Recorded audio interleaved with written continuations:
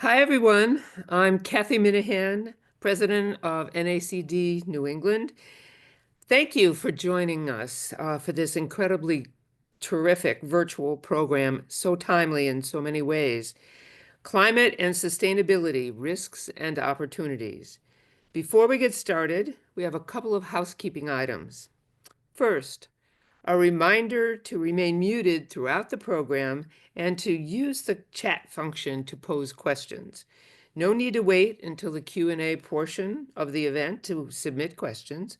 We'll be monitoring the chat box during the panel discussion and intersperse the questions as they come up. Next, we know that many of you want to receive credits for this program. To receive credit, we'll need to know your first and your last name.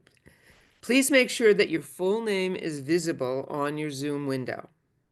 Finally, the panelists' and moderators' statements and opinions are their own and not the company's for which they work. I would be remiss if I did not thank our chapter sponsors. The continued loyalty of these organizations underscores the important role of NACD. It is their support that allows us to fulfill our mission of providing world-class, director-centric, local programming, and peer-to-peer sharing of insights that is vital to advancing excellence in the boardroom. Today, we're highlighting Sidley, who has continued to support our mission of excellent corporate governance. Thank you for your support, Sidley. Now it's my pleasure to introduce today's moderator, Heather Palmer. Heather is co-leader of Sidley's global ESG and climate change practices. She was named to the 2021 NAC Directorship 100 in recognition of her significant impact on boardroom practices and performance. Now let me turn it over to Heather. Thank you, Kathy. I'm excited to be here and to introduce today's panelists. We have Ann Roby, who's a seasoned C-suite executive with extensive experience in leadership roles during her career at Linde, the world's largest industrial gases company.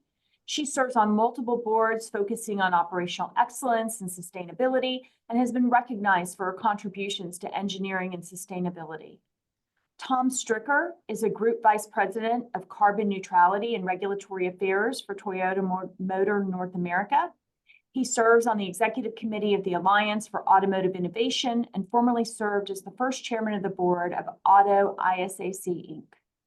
Phyllis Yale has been on 10 healthcare boards, both public and private. She's also an advisory partner at Bain and Company, where she advises leading insurers and providers and the PE firms that invest in them. So as climate change intensifies, forward-looking companies are seizing this moment to consider not only enterprise risks, but also opportunities for growth, resiliency, and competitive repositioning, with the goal of taking a holistic approach to climate and sustainability. Tom, how is your company, or Ann and Phyllis, your boards, thinking about these issues? Tom, maybe we'll start with you. Sure thing, Heather. Thank you, and good morning, all. Thank you as well to the NACD New England and for all the folks who are participating today. So, wow, what a space we're in right now in terms of climate and sustainability issues.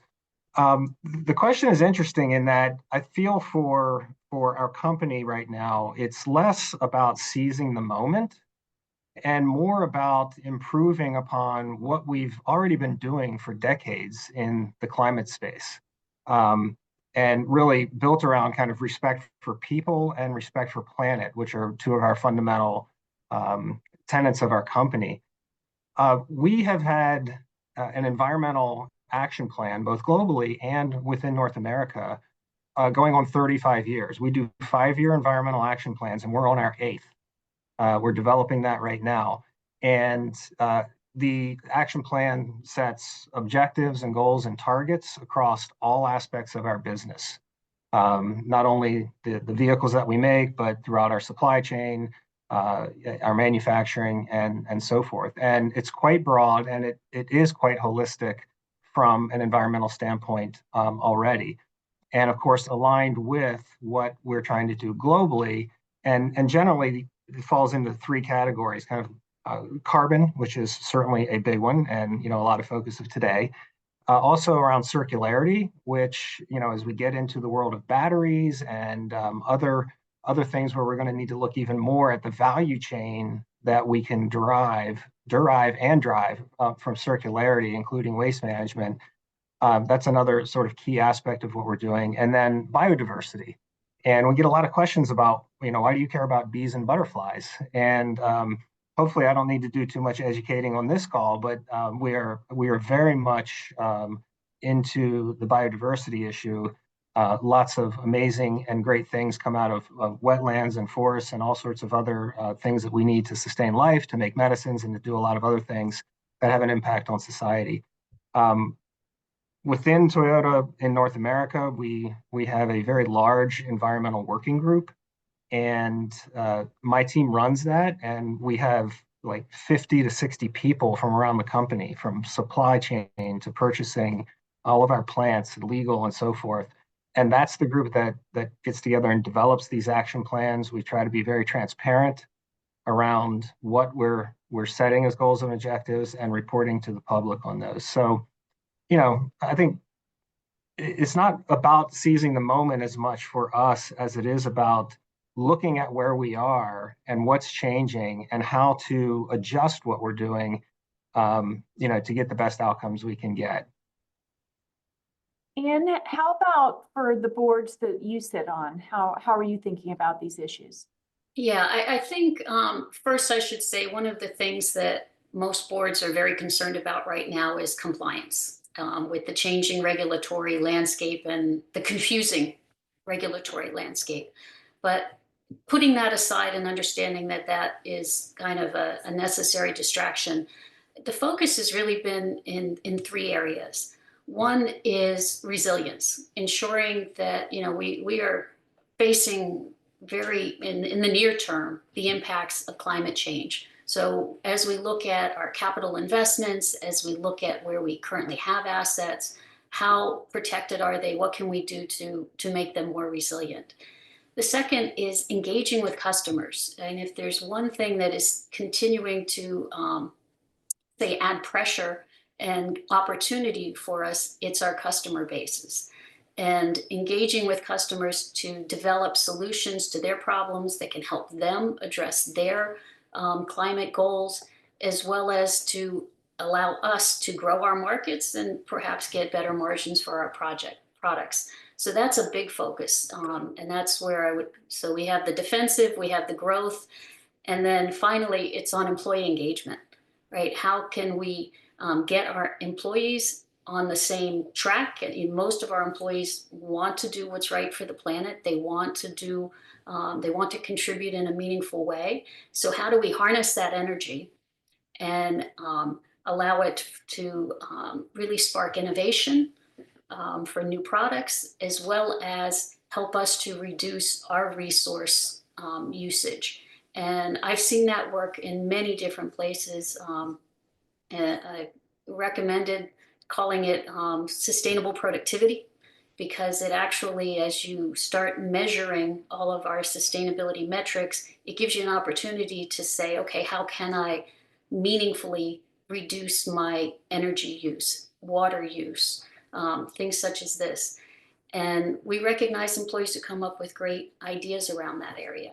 So I think between employee engagement, growth opportunities, and then the defensive resiliency, that's where my boards are focused. Phyllis, how about from your perspective?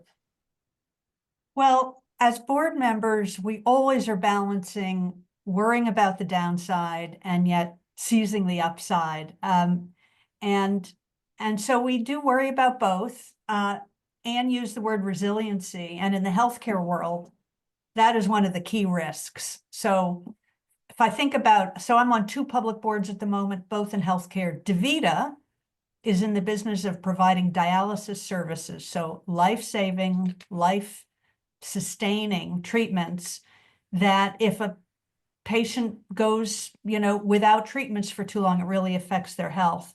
And you just have to look at what happened in Asheville and in Southern California, just to pick two of the most recent, where we had to close centers because of climate-related activities and tragedies.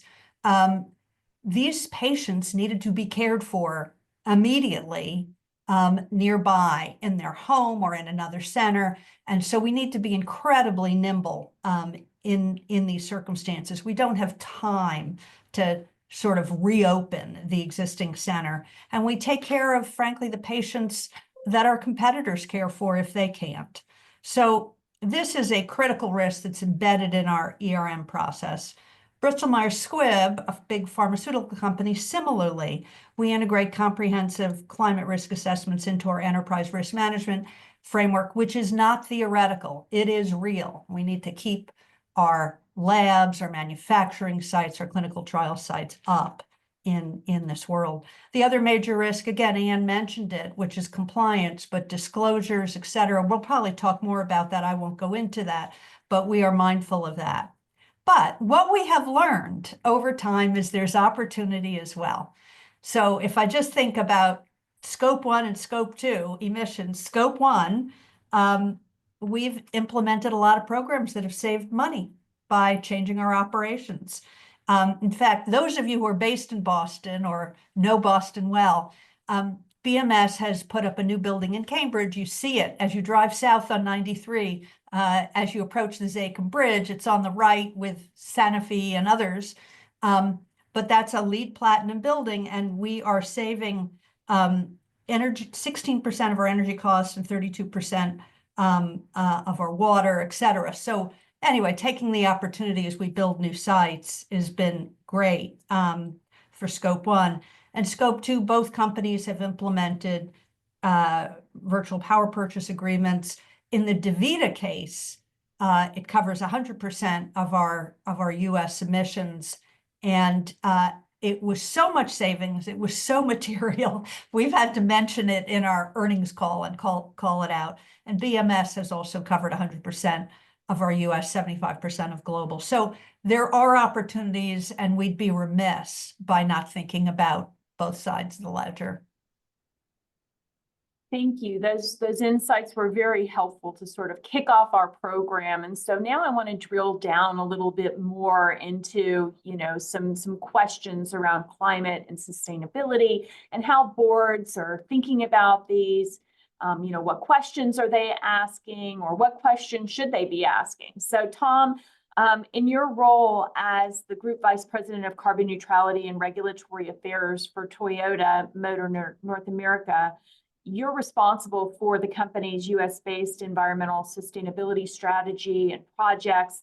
What questions are you getting from your board, and what questions should they be asking that perhaps they're not? So let me answer this. Maybe threes always seem to have a symmetry to them. So let me touch on 3 points with respect to the questions that we're getting. Right, for the past 3 to 5 years, if you look at our business, which is building and selling vehicles largely to customers, and hopefully other mobility options in the future. But our core business is we sell cars. We make and sell cars. And so one of the questions that we constantly are discussing at the highest levels of the company is our electrification strategy. And are we on the right track? And are we doing the right thing in trying to balance where consumers are and where we can meet consumers while still taking actions to lower carbon emissions throughout our supply chain and our business? Scope 3 emissions from the use of vehicles is 98, 99% of our carbon footprint. Scope 1 and 2 are the other 1%. They're very important, but it's pretty amazing when you think about it. So, that's really one of the leading questions we get. And it's not just a US question.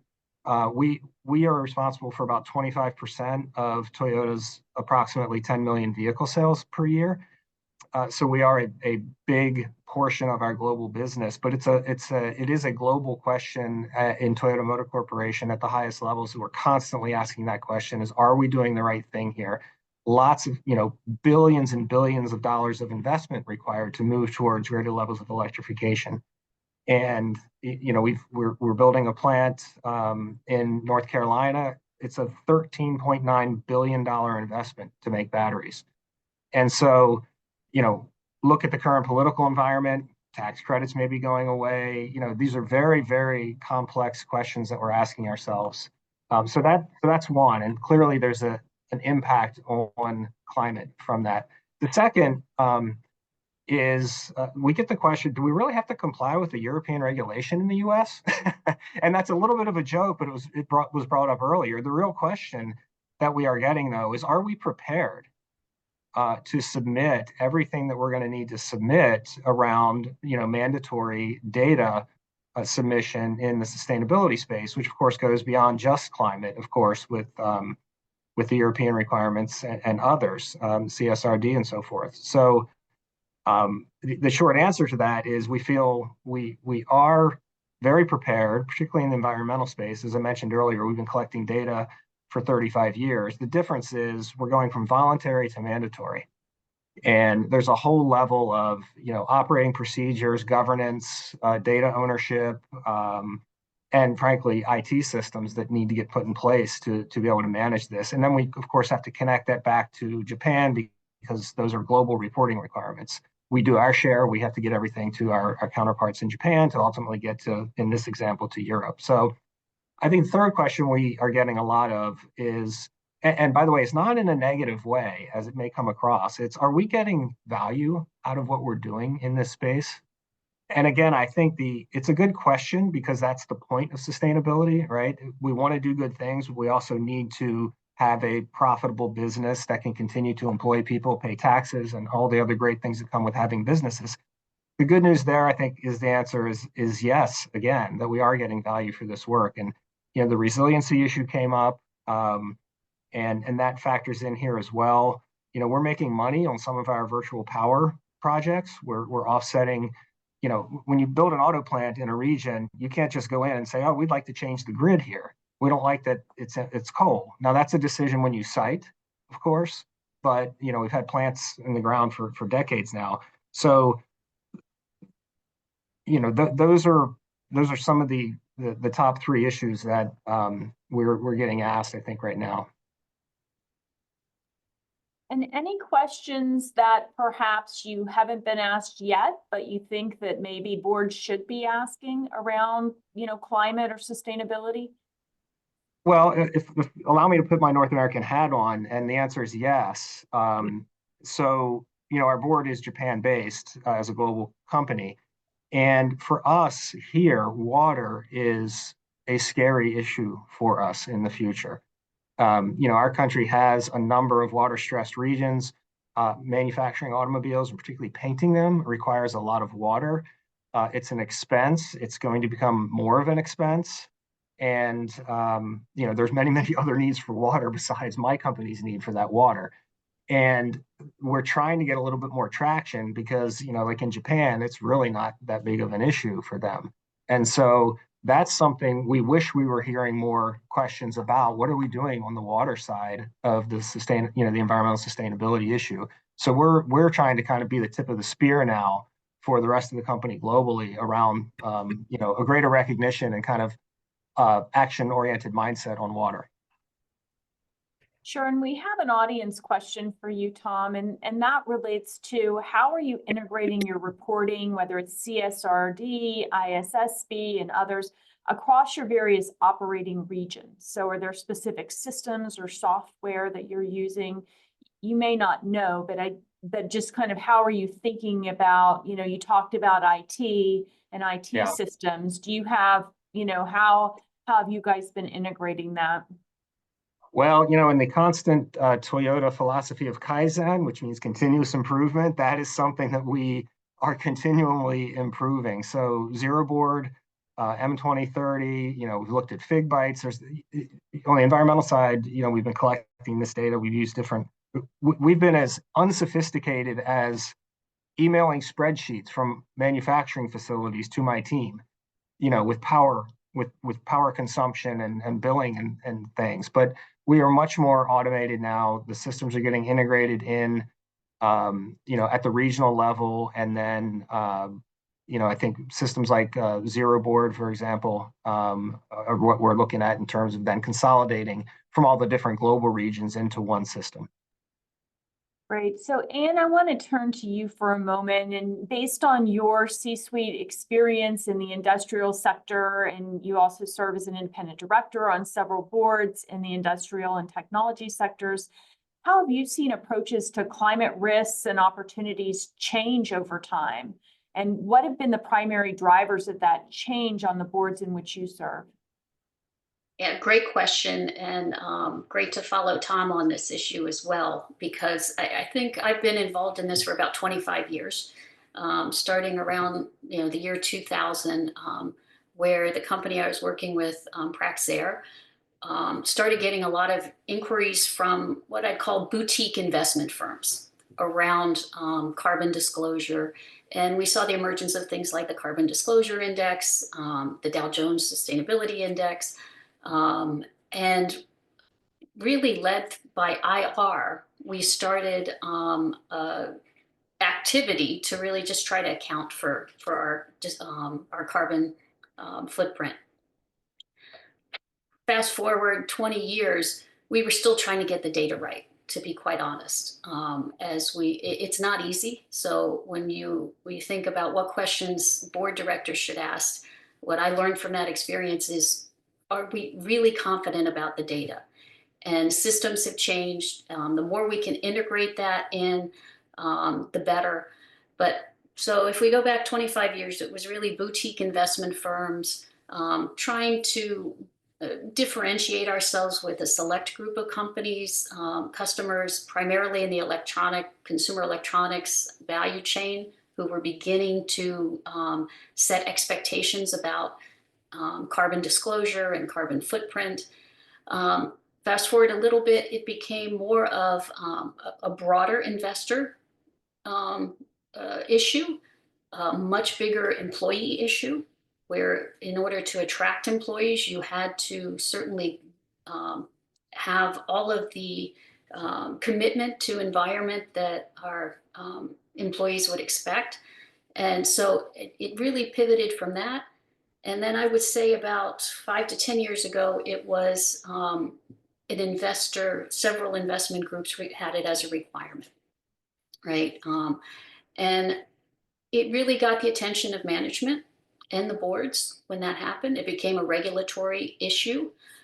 But as we were saying in the last question, the opportunities became more and more clear as the impact of climate change became more and more clear. So identifying areas that could really substantially impact both our own footprint and the footprint of our customers became a really important aspect of engagement with customers. So I've seen it kind of go through, and now of course investors are shy to say they're investing primarily based on ESG, although I think many still are, because it's still a great way to look at risk. But it's become less of the first topic that investors want to discuss. But it is still the first topic that a lot of employees want to discuss. So if we're going to have a robust, talented management system, sorry about that, we will need to address the issues of climate. That makes sense. And Phyllis, you're a respected leader in the healthcare industry, and you serve on boards of several life sciences companies. Are you seeing similar developments in the, healthcare and life sciences sectors? Definitely. I think that healthcare and life sciences have some special attributes that are shared by many other industry, but there are some special ones that require focus by the board. Certainly, one is resilience. We've talked about that, business continuity, and climate is now totally intertwined with resilience and business continuity. So that's first and foremost. Second, Tom said it, water. It is it's such a, stepchild of this climate conversation.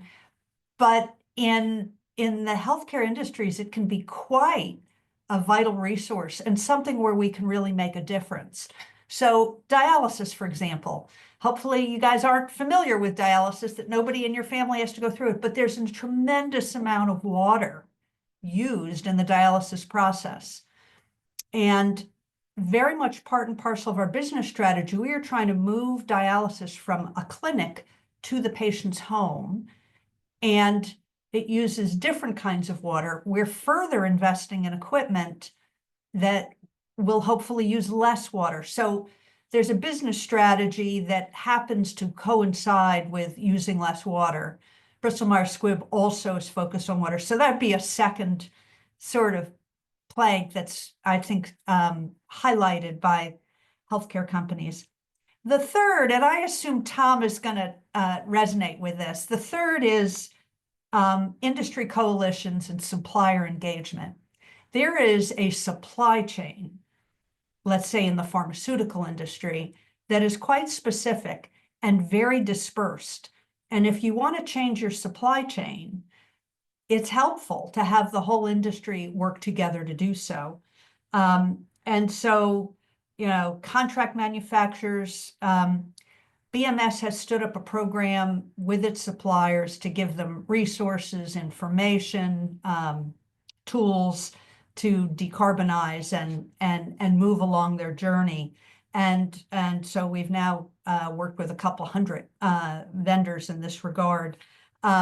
There are also some industry coalitions that have set standards that we have embraced. For example, My Green Lab. My Green Lab is a set of standards about how to do scientific research that minimizes energy use, minimizes water use, and minimizes waste. And so to basically report in standard approaches, standard ways, using these things is helpful.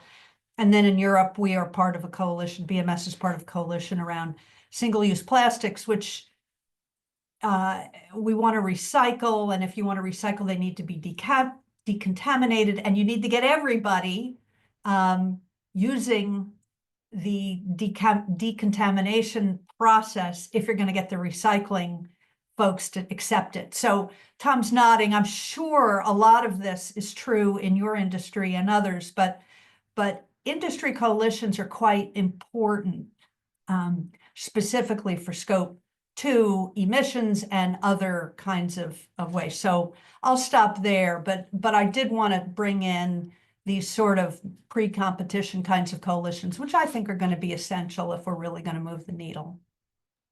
Heather, are you okay if I just sort of second that and make a brief comment on that? Sure, absolutely. Jump right in. Yeah, thank you. So, 100%, Phyllis, and I was nodding extensively. In the auto industry, we have something called the Supplier Partnership for the Environment. And one of the folks on my team is currently serves on the board of that. He'll be retiring at the end of the month. Unfortunately, he's just a stalwart in this community of environmental sustainability in the auto industry. His name is Kevin Butt. But anyways, I'll probably be taking over his board seat in that partnership. And it's a lot of where it can, as much as it can be non-competitive collaboration around how the supply chain can work together with the OEMs on best practices. And as you said, there are auto suppliers, and I'm sure in many industries it's like this, where they supply not only Toyota, but they supply GM and they supply Ford, or what have you. And so if we're asking them to do certain things as our supplier, they can't just say, oh, well, on Tuesday, we're going to turn the knob and make cleaner steel for Toyota. And then we'll make the dirtier steel for GM on Tuesdays, Wednesday, Thursday, and Friday. So there's these big investments at the supplier level that need to be, aligned with where the industry's going. You have to worry about anti-competitive issues, but there's a huge space here for collaboration. And then depending on the business that you're in, our business, we have franchised, dealer networks to sell our products. We don't own the dealerships, but nonetheless, we still work very closely. We have a dealer environmental excellence program, which kind of has to be voluntary because of franchise agreements. But we've got hundreds of dealers in the program that we work with to help them reduce their footprints as well. So yeah, one of those things where, too many cliches, but it takes a village to get all the ships to rise. Yeah, and if I could just make one comment as well, one of the least popular things is around regulation. Obviously, nobody likes to be regulated, but it has, because of these requirements, especially around supply chain, I think customers are learning a lot. And it gives us an opportunity to have these collaborations where we can really have the discussion about what is the life cycle analysis of these products, what is the upstream as well as the downstream end of life impact. And I think there's been a lot of surprises. As Tom mentioned, when you look at your scope 3 and find that that's the dominant amount of your impact on the world, I think it surprised a lot of people. Where the rubber will really meet the road, and as board directors will need to get involved, is what do we do with this information? Do we make selections of suppliers based on this? Do we make selections of operating parameters based on this? So I think that is where, beyond the regulations, having that data, what do we do with it? And, talking about data and sort of measurement and thinking about this, like, Anna, I'll follow up with you to ask you, and I want the others to chime in as well, but, what are the right metrics to track, to monitor progress? And how are boards thinking about, metrics and strategy? How does this all fit together? Yeah, and that's a great question, because I think it does have to fit together. I always object when there's a sort of blanket commitment to reduce reduce carbon emissions by a quantity if it's not integrated into the strategy. If you have a strategy of growing your business by 30% over the next 5 years, and you have a strategy of M&A strategy that incorporates buying things, and you don't incorporate that into any goals that you set, then those goals are meaningless, because you'll end up saying, well, we grew, so we couldn't have reduced our carbon footprint. So I think as you look at your measurements and your measurement systems and you set your goals, that has to be integrated in with your strategy. For instance, if you make a commitment to reduce or improve your efficiency of your own operations, that should be incorporated into your metrics. But if you are growing, and as a part of that growth, you will emit more, you need to incorporate that into your plans. One thing that I've seen done really throughout all the companies that I've worked with is understanding, not just your own impact, but the impact of the products that you deliver, and making sure that as you look at the full life cycle, is your impact positive or negative? For many products, the producer may, generate carbon, but that product may help the customer reduce carbon. So as you look at that full life cycle, I think it's really important to make sure that your goals and your commitments are based around really your strategy. Tom, do you have thoughts, in terms of any additional thoughts, or Phyllis, around, metrics, or how boards should be thinking about those metrics? I mean, Anne gave an excellent answer, and I agree with what she said. Goals, we need to be doing materiality and double materiality assessments as companies, so we understand our impacts and where we can have the biggest impact on society and also on the business, of course. So, it kind of starts there. But then when deciding what kind of goals and targets to set, obviously, and aligning with strategy, as Anne said, and being realistic. I mean, there's nothing worse than overcommitting. I mean, you need to push, right? And that's part of the point of regulation, right? But a lot of areas just aren't regulated, and nobody's telling us we have to buy a certain amount of or offset a certain amount of our electricity with renewables.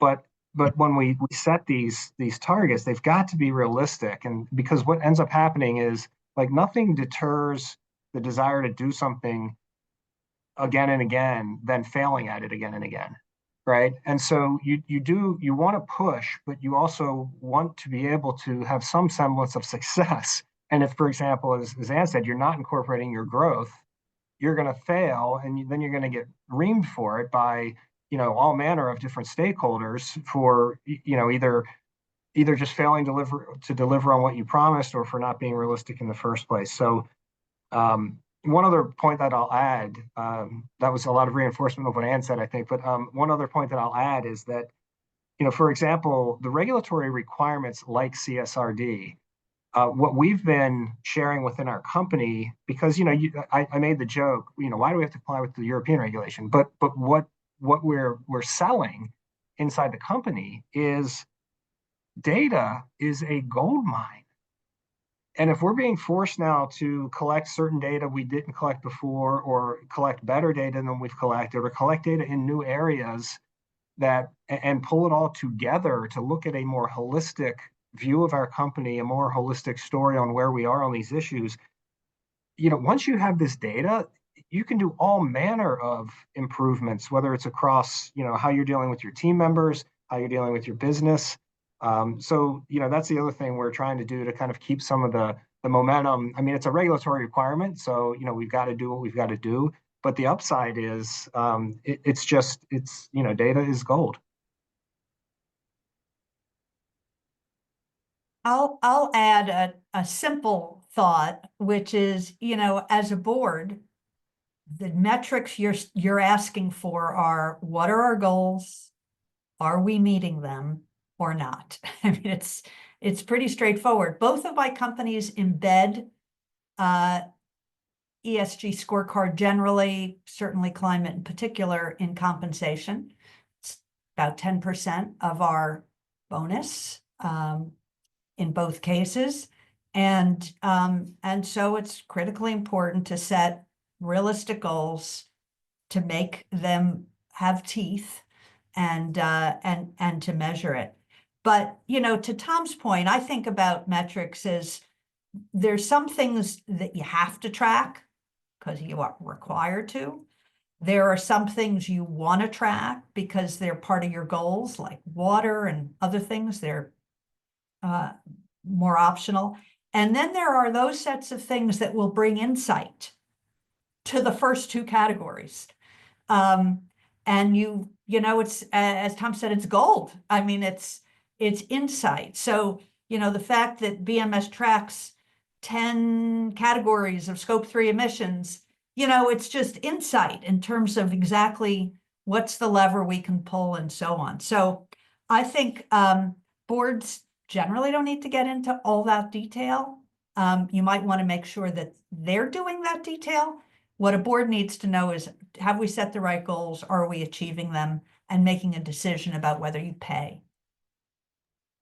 All that makes sense. We do have a question about, do you have sort of specific examples perhaps of success where you've seen success or value creation, in relation to sustainability and the ability to be able to kind of track the different metrics?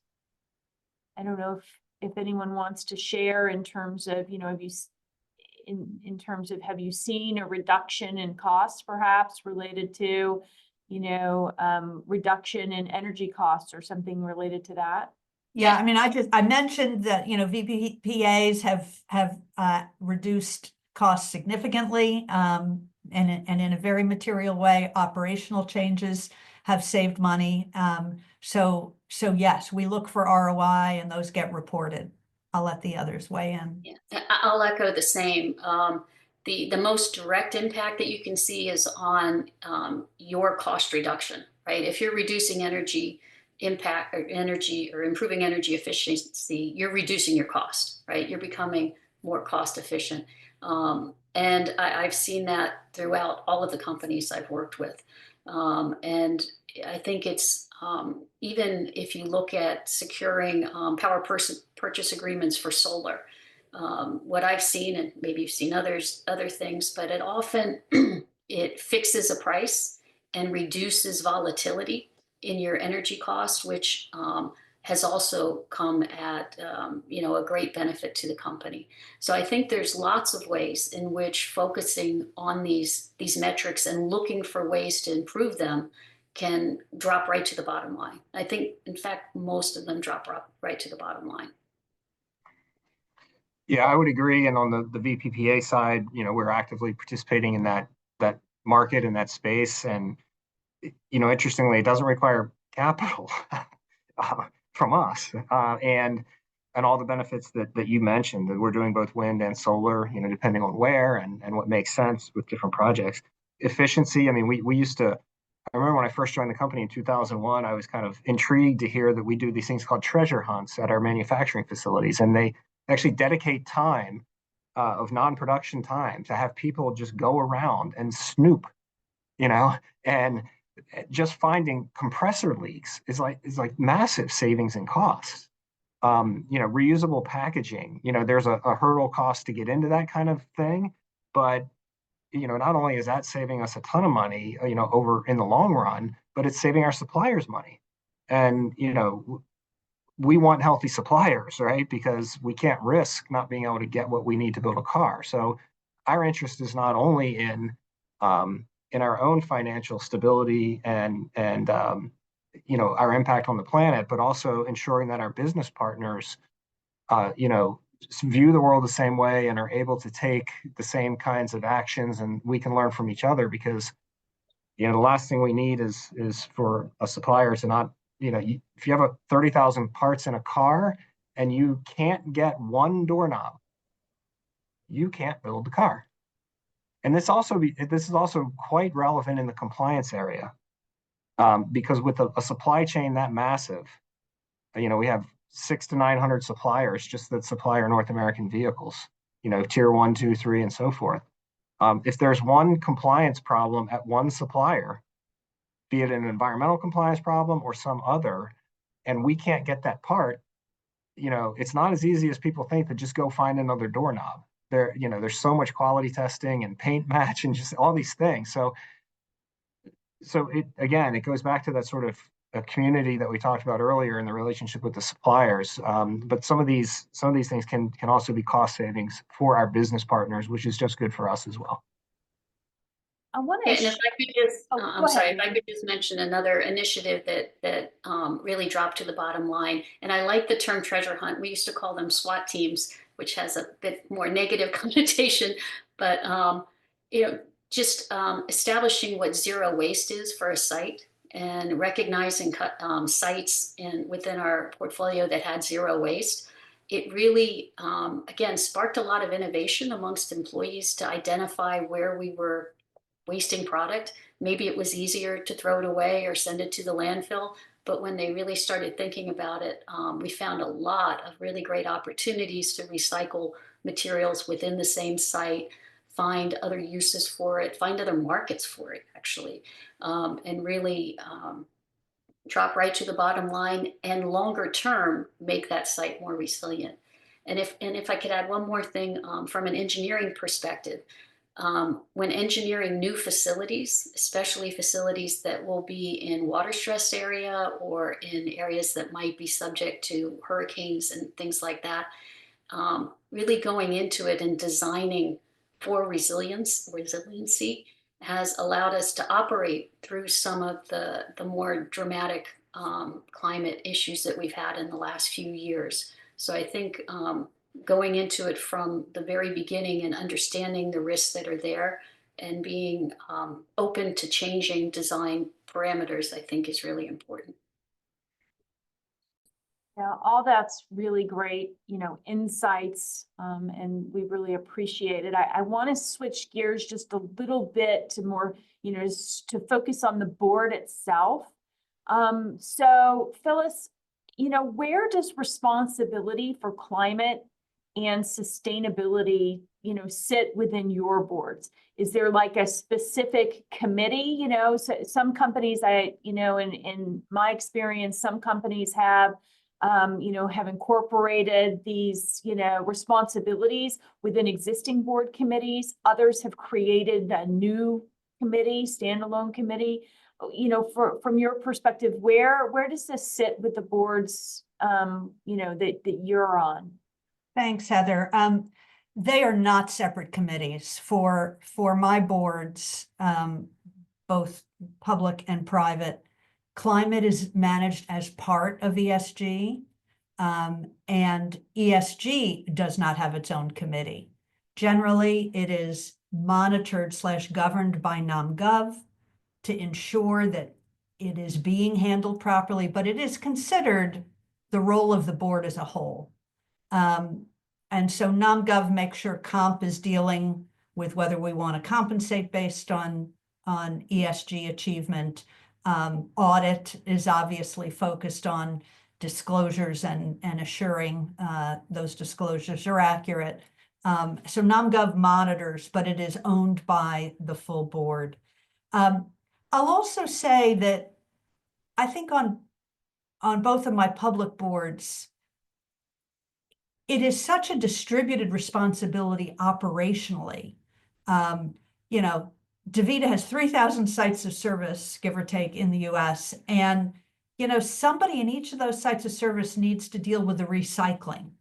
And believe it or not, one of the hardest things for us to move the needle on has been getting 100% recycling, because they're very local attributes of our waste haulers, and do they do recycling and blah, blah, blah. Anyways, it shouldn't be this hard, but it is. Anyway, so we need to embed this in the operations, you know, in a very basic way. And so we try not to segregate it operationally in the company, in management, and we don't segregate it at the board. Anne, any different experience on the boards that you've been on? Yes, I would say I've seen it done every which way. So on the European board that I'm on, it's really handled in a separate committee. We call it the 3S committee. It's safety, sustainability, and science. So it's really kind of like a technology committee. But we have a joint responsibility with audit and with non-governance. So to echo Phyllis, it's really the whole board responsibility. I have also seen it report directly into NomGov and directly into audit. So it's really just is administering the details of it within the committee, but ultimately the full board gets a report out at least once a year and has full engagement on the topic. Tom, how is it structured at Toyota? Yeah, so at the global Toyota Motor Corporation level, we have two primary bodies that report to the board on sustainability kind of writ large. Both of those bodies are led by our global president, Koji Sato. And one of them is called the Sustainability Meeting. And, I think that's just a translation kind of thing there, but it's called the Sustainability Meeting. It's held 4 times a year. And then also we have Governance, Risk, and Compliance Meeting, which is kind of a newly formed entity. Not that we didn't, surface those issues at the board level prior, but it's kind of a new thing in the company. So I don't know what the cadence of that one is, but it also reports up to the BOD. Within those two meetings, as they're called, we have 3 subcommittees that kind of feed into both of them, and then sometimes directly to the board, depending on a specific issue at that subcommittee level. The subcommittees are Sustainability Subcommittee, the Carbon Neutrality Strategy Subcommittee, and a Governance Risk Subcommittee. So, somewhat of a kind of a formalized structure with cadence of reports up to the board. In North America, because we don't really have a board per se for our operations in North America separately. My team, as I mentioned, does run our North American Environmental Strategy Working Group. It's the very, very large kind of cross-functional group. We do report on a regular basis to what we call our North American Leadership Team, which is, sort of the very tip of the triangle, if you will. And then, we also have a North American Management Committee and a Compliance Advisory Committee that are kind of folks who are kind of operational heads of different functions across the organization. And it's a little bit more ad hoc in terms of reporting into those groups, depending on what's happening. Obviously, a lot of reporting going on into those groups now. Anytime there's a change of administration, and the policy is always intriguing. So that's pretty much what we do. And then I can't speak for Toyota Motor Europe per se, but we do have a lot of interaction between those three large global regions, headquarters in Japan, Toyota Motor Europe, and then Toyota Motor North America. And we do an annual sustainability confab, if you will, between all three groups, and just a lot of other direct communication, throughout the year that way. That's not a board level issue, but just to keep that cross pollination in terms of how we're all working together, to support what we're trying to do globally, while also taking into account specific regional differences and issues. Yep, that makes sense. And, you sort of touch on, one of the issues that I think we need to bring up, which is there is a lot of political change going on right now, not just in the US, but around the world.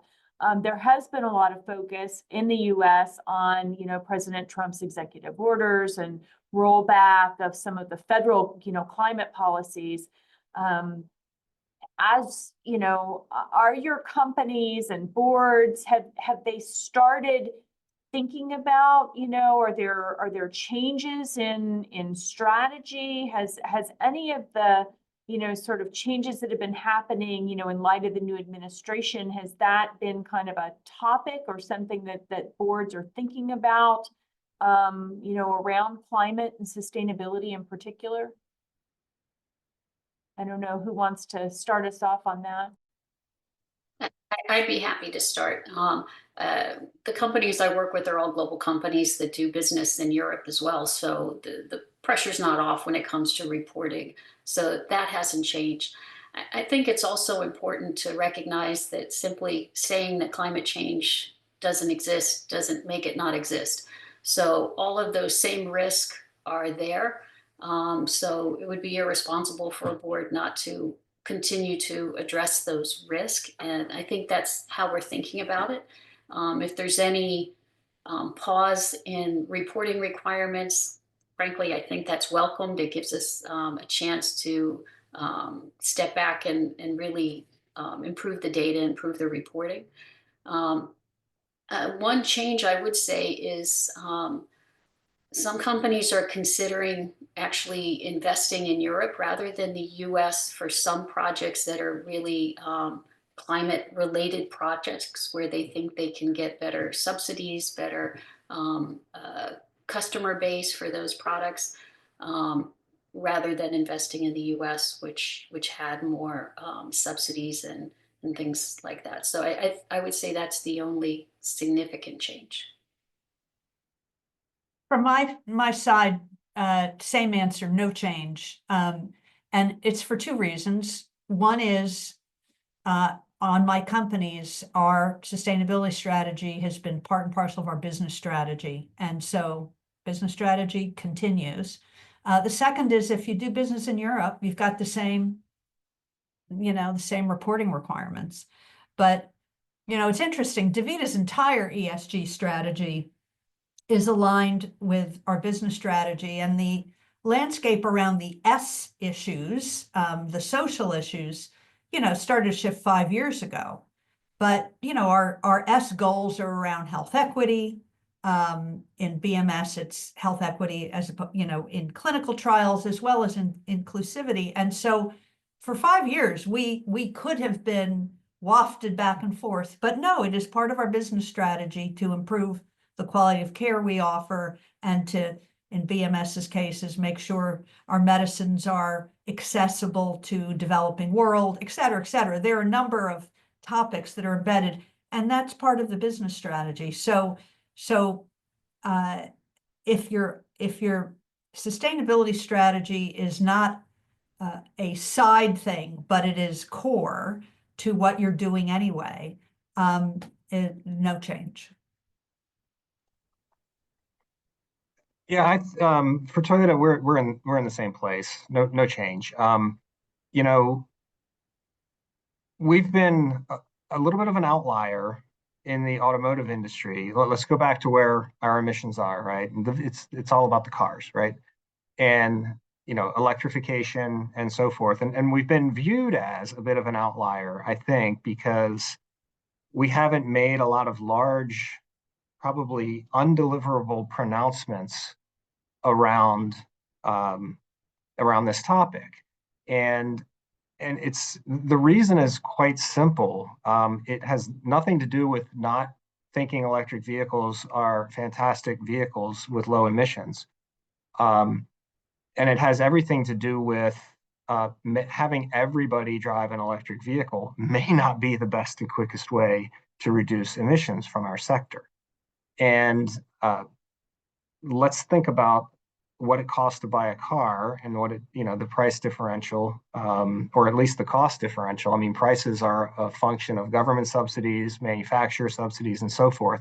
So we've taken our share of hits and lumps for, what we call our portfolio approach of offering hybrids, plug-in hybrids, battery electrics, fuel cells, from hydrogen and everything. And the great thing about that strategy is it's really driven by our customers. We have customers who make $500,000 a year, and we have great cars for those people. We have a lot of customers who don't make that. They live in a different zip code than 90210, for example. And so those folks want to buy cars, they want to have mobility, and many of them want to help with the carbon challenge. So why not offer them a hybrid? Because they may have absolutely no ability to buy an electric vehicle or any ability to charge it, or other concerns that they may have, about the technology for now. And so, we feel not only is that the strategy good that we've employed, but it's durable, right? And it's something that we can stand by, and there will be a shift to much greater levels of electrification. But the timeline is really what has kind of, I think, been misaligned in terms of the U.S. policy. I won't speak to other countries, but the other, just one other point is, like, kind of writ large, we don't base our business decisions on government policy. I don't think that's true for every auto company, but we know that policy can change every 4 years, incentives can change every 4 years, and so we try to build our business case on the business case and not on what the government's doing around us. I mean, obviously regulation is a different thing, but in terms of the more broad policies. So I'll stop there just in the interest of time.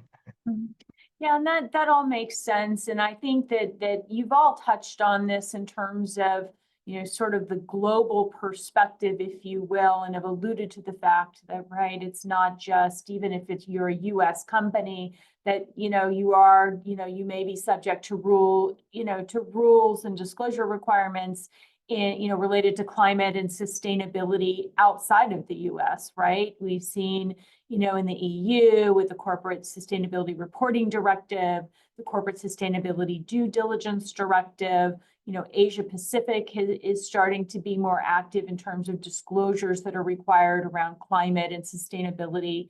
So, from a global perspective, perhaps, is there a way that, for companies that have global operations, how are you thinking about climate and sustainability from a global perspective? And let me frame it a little bit more in terms of, some companies are very region specific. So perhaps some have thought, we're going to have, one approach to disclosure or compliance with respect to a particular region, or perhaps initially with with respect to one particular region. But we're going to, from a corporate, from the parent perspective, we're not going to adopt, or move to reporting under, a CSRD level, disclosure or reporting at the global, or at the parent level, enterprise level. I just didn't know, as you guys are thinking about, global strategy around climate and sustainability, how are your boards and companies thinking about that aspect of it? And I know you've touched on it a little bit, but I think it'd be helpful to, for folks who have, global operations, how should they be thinking about this? And I don't know, Anne, if you want to kick us off? Sure. Because I'm in the industrial space, we really follow our customers wherever they go. So we have a global footprint for really just about all of the boards that I'm on and in my prior work life. So the thing that makes it easier from a regulatory compliance perspective is having the same framework. And I think we're finding that some of these sustainability reporting frameworks are converging, that will make it a bit more helpful in just how we state our disclosures and the breadth of our disclosures. So I would say that, again, nobody likes regulation, nobody likes a lot of disclosures, but from that perspective, having more of a global set of framework is making it a little bit easier. Um, really, Europe's been leading, California's been leading on these topics. So I think as we become compliant with those regulations, I don't see any issues with that being replicated or the data systems that we're using needing to be changed to comply with anything else that comes up in the future. I don't know if that addresses the question, but really, I think that if you can comply with one, you should be able to comply with the others. Yeah, that makes sense. Phyllis, do you have thoughts? Yeah, Heather, I think it also relates to how your company is organized. So let me take the two companies I've been talking about and contrast them. So BMS has a functional organization globally. We have a global manufacturing operation, a global research and development operation, and a global commercial organization. And so it sort of doesn't make sense to think about piece parts. DaVita has fully has dialysis clinics in let's call it 15 countries around the world, including the US, and those are, functional units. Now, in both cases, we're thinking about the issue globally. We think about the same measurement, the same approach, the same process across the globe. But I don't even really know how you could compartmentalize in the first case. In the place where you're organized functionally from a global perspective, it's very hard to think about your impact regionally and if you have any cross-border things. So anyway, I think it partly is tied to how you're organized. Yeah. Tom, do you have any thoughts on that? Oh, I should. There's a lot here, so I'm trying to sort of think about how to sort of make a few points. So we sell cars in 170 markets around the world. I would say countries, but they're not all countries, the territories and so forth. 170 markets around the world, and we do not manufacture in all of those places. Obviously, that's a little more centralized for obvious reasons. But I think the resiliency issue. So our strategy, kind of overarching, I think, is a global strategy. I mentioned the great collaboration we have between Europe, for example, and North America and Japan in staying aligned and understanding where we are as a company. And, a lot of it is driven out of our corporate headquarters in Japan, with that recognition that there are these global differences. And if we look at resiliency, for example, the U.S. has some really unique risks in climate resiliency. We've got Tornado Alley, we've got the Gulf, and hurricanes and things that have been mentioned before. We also have earthquakes, and surprisingly, we have deep freezes in Texas occasionally. And so, there are different challenges in different parts of the world based on factors such as those. And we're doing a lot globally as a company of risk identification in terms of, for example, facilities. And then that feeds into when we want to make a new facility, we're a lot smarter about, there's the obvious proximity, supply chain, and other things that go into selecting a site where either you want to build a plant, an office, or whatever.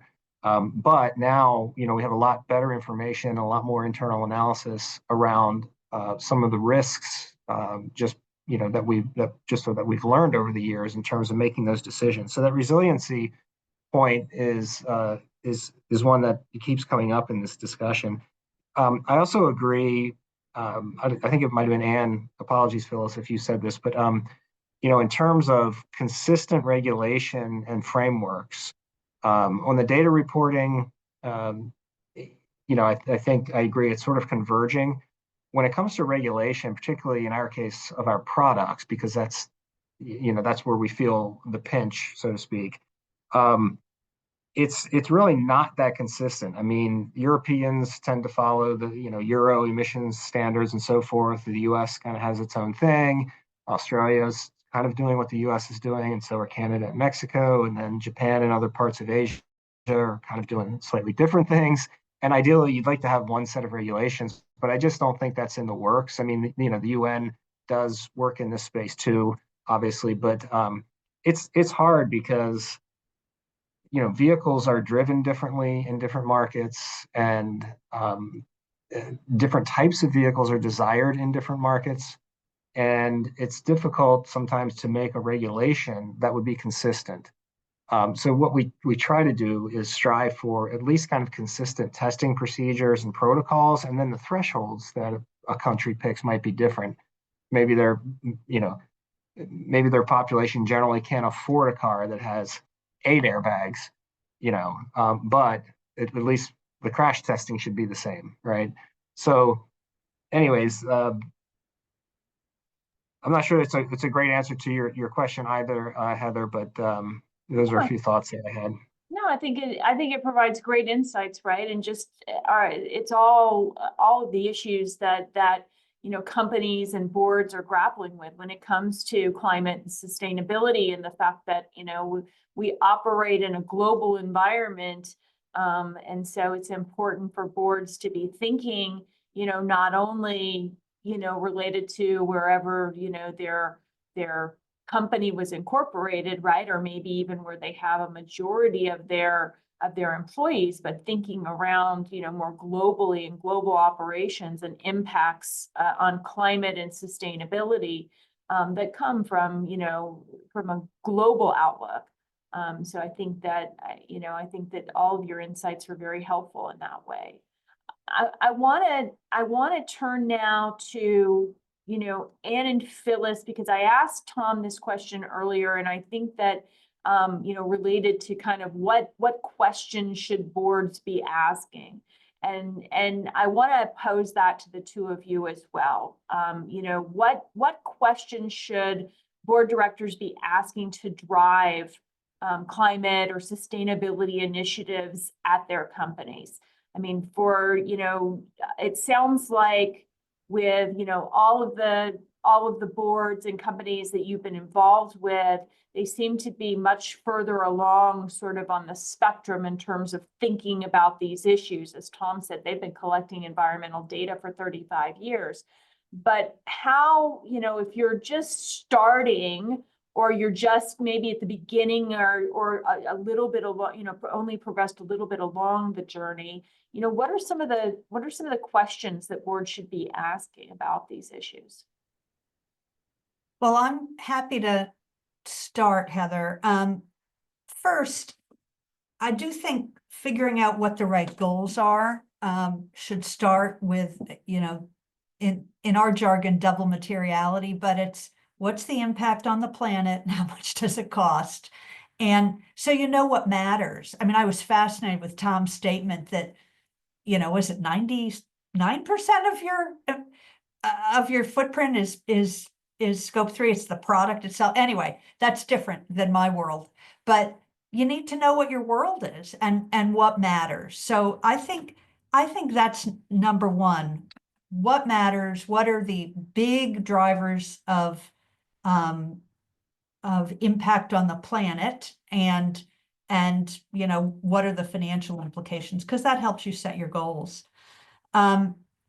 Second, for people who are a little further along and actually have set their goals and maybe even have we're going to be carbon neutral by 2050 sort of thing. Do you have science-based targets? Are they been validated? And a lot of people have validated their near-in goals, but haven't validated their long-term journey. Both of those are good questions. Are there science-based targets? Because that gives you a sense of someone's actually validated them, and these are realistic and reasonable. We've talked about resiliency. I think a third question for me is, are you integrating climate risks into your overall enterprise risk management? How do you do scenario planning? Does it really matter? Give us an example of how it's affected, an operational plan. And then lastly, I think you can't know this in the beginning, but over time, as you get further in your journey, you should ask for you should ask for the upside implications. Are we saving money? Or is this costing us money? And can we improve our competitive positioning conceivably if we're good at it? What could we imagine? And what does good look like? And I think that's something you can ask as the journey continues. I'll echo a lot of those. Because I have some scars based on the data, I always focus on, is our data good? Is it as good as our accounting data? You don't want to set goals and then 3 years from now figure out that one of your business entities was using a different set of units, which sounds silly, but it happens. And then you have to restate all of your goals. So do you have the right data? Do you have the right systems to collect the data? In some cases, we have a little bit of breathing space around that. So use this time wisely to make sure that you have robust systems around collecting the information. And then again, kind of to what Phyllis and Tom have been saying, what are we going to do with that information? Are we going to change the way we design our facilities? Are we going to change where we site our facilities? Are we going to change suppliers because one supplier has a lower carbon footprint than the other? And will it cost us more or less? So I think what do we do with this information is really how we take this and integrate it into the strategy. And that's really important step to do before you set your goals. One of the questions that we received from the audience was related to sort of education or training. I know that NACD has a lot of resources that are available for its members around these, trainings and programming around these issues, but are there other trainings or readings or resources that you recommend for board members that are looking to be, sort of more conversant in overseeing sustainability and, climate policies and reporting? I'll put in a pitch for NACD here. I know you mentioned them, but they have a great primer on sustainability because you can get lost in all the acronyms, and just getting a fundamental basis on what's TCFD and all of the different acronyms that go into this. So I think that's a good place to start. And then organizations like SIDLey have great, letters that come out on regulations, and also have some good primers. So that's where I usually get my information. And then, of course, as you're working with your management counterpart with the board that you're serving on, I would put some pressure on them too to really educate the board, right? They should be experts in this. So we've had some really great summaries of how this impacts that particular company. And I think that's a great way to, get educated. Perfect. Thank you so much. And Tom, go ahead. Yeah, sorry if I may, Heather, just briefly. There's also something to be said for know your competition. And I don't think it's at all a waste of time for a board member to pick up a sustainability report. Virtually, of course, nowadays, online. Um, benchmarking and understanding where either your competitors are, and directly seeing how they're communicating these issues and their goals and strategy is would be highly useful to folks to do. And not, and if there's nobody in, depending on your business, if there really aren't a lot of people in the space managing these issues, pick a company you think is a leader in their space, whatever that space may be, and pick up a virtual sustainability report and take a peek. That's a great suggestion, Tom. And just to, so folks know, and I'm sure you do, but it's just a matter of using Google and typing in, a company name and ESG report, or company name and sustainability report, which will, pull you and take you to their website, where it'll be available. So that's a great suggestion, Tom. So I know that we're, unfortunately, I know we've gotten a lot of other questions. Really appreciate the audience engagement here. We're short on time though. And so, we really need to wrap up. And in wrapping up, I wanted to ask each of the panelists kind of, do you have kind of 3 final brief, takeaways that, for our, that our attendees could take back to their boards? I don't know who wants to start us Sure. off. Tom, you want to start us? Sure, I'll be happy to start and leave the last word to one of my colleagues. So here's my 3 takeaways. First, the tone is set at the top. I mean, you can have the most passionate people on your team around these issues, but they need the visible, vocal support and not lip service from the leaders of the company all the way to the top. And you can't fake it. Like, you have to have people at the highest levels who care about these things if you want to move them. We know they care about the business. That's why they ended up in the job. But it's something that we need in leaders is to understand, and the tone is set from the top. I'd say the other thing is, businesses tend to focus quarterly, a lot of them, and like, these are long-term issues. And we really need to take a long-term view. We've talked about, and there were questions from some of the participants about how some of these efforts bring value and return. And absolutely, we should be pursuing those and looking for new ones and making things that aren't as cost-effective, more cost-effective in the future. But these things won't always be free, and they won't always, contribute to your bottom line. And that's, again, where the commitment from the top, of course, in recognition of what your shareholders want as well. But you've got to take a longer term view. An investment that does not look good today on carbon, if you sit back and say, well, maybe the price of carbon, either by regulation or by some other mechanism, like an implied price through regulation or a real price through other mechanisms, in 15 years is going to be, $10 a ton more than it is today. Suddenly that changes the payback on an investment you might make today that has a 30-year life, right, or a 50-year life on the auto plant. So the long-term view. And then lastly, I think the board should be careful not to overreact, or they need to react, but not to overreact to criticism, political shifts, and media stories. It's a difficult social media world we live in today. It's easy to criticize. It's easy to bash and batter. But again, this goes back to taking the longer view. And as I said, I know my company has taken some hits on some of the electrification issues, but I think we've gotten more comfortable at being uncomfortable.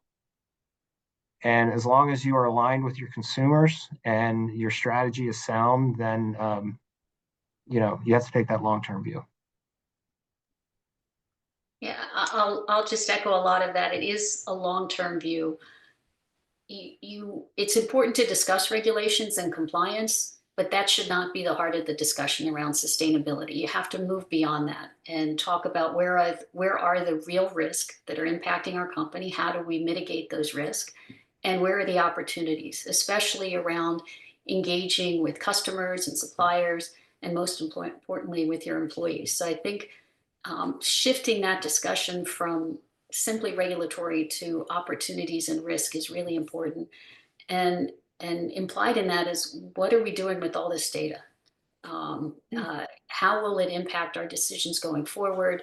How does it management use it? It does cost money to pull all of this together. It shouldn't be lost, right? We should find a way to incorporate that into decision making. I'll just add two, since these have been great. Sustainability doesn't have to be all about managing downside risk. There is opportunity, and I think we've all found it. That's number one. And number two, get ready for mandatory disclosures. We're disclosing in 2026 or 2025 data right now, so it is here.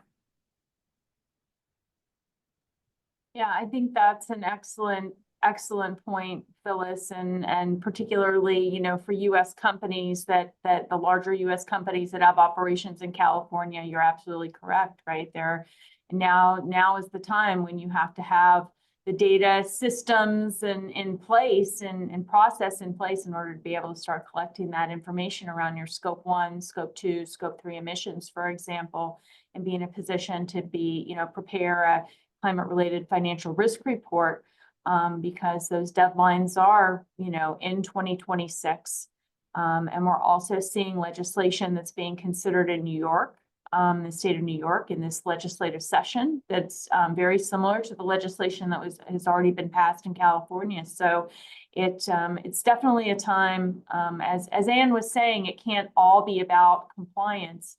But at the same time, you do have to keep compliance on the radar for sure. So, well, I want to say thank you so much to our panelists. I'm going to turn it back over to Kathy now to conclude our program. Thanks so much to all of you, Phyllis and Anne and Tom and Heather.